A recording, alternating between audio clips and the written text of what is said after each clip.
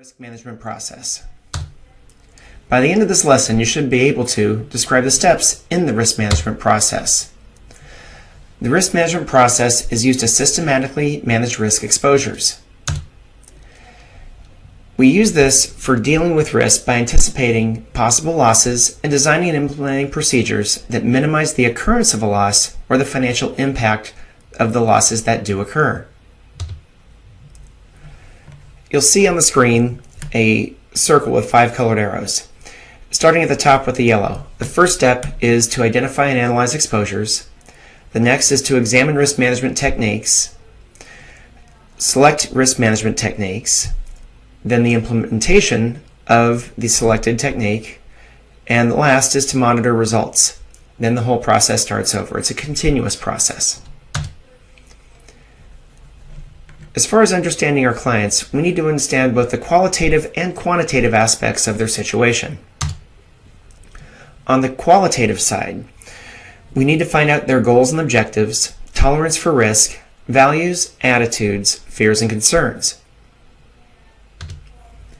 Understanding their situation.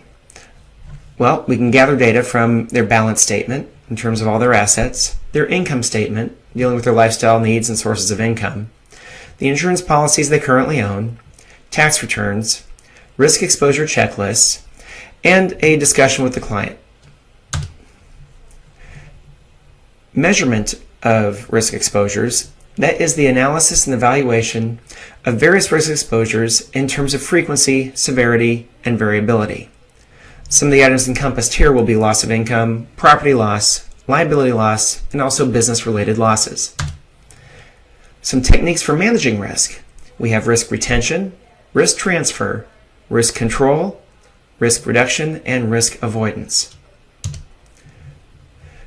When we consider the methods to be employed, it could be one or a mix of them. You'll see in this matrix, on the left side we have the severity of the loss, going from low to high. And on the horizontal axis we have the frequency of loss, again going from low to high.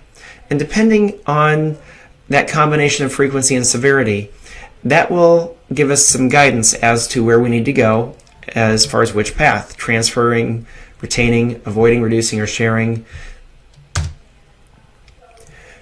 We should consider alternative solutions for each identified risk, whether it's a choice of methods or a combination of methods. In this flow chart, you will see when we evaluate risk, we'll start at the top and we look at this, can it be avoided? If it can't, we flow on to a non-insurance transfer. If we can't transfer it, we retain it. And on the retention side, there's 3 possible paths. On the left, we have loss reduction. And when we can retain it, what efforts can we take to minimize these losses, both proactively before they happen and also if they do happen. In the middle, when we can't retain it, well then we're going to typically do an insurance transfer. We transfer the risk to a third party, which is most likely an insurance company. And on the right, again, when we can retain it, we can look at loss prevention steps.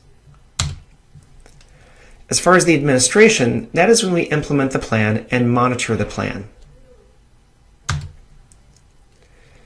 So in the summary, we've learned about the steps in the risk management process. I encourage you to go back to the slide that has the 5 colored arrows and become familiar with that. Thank you.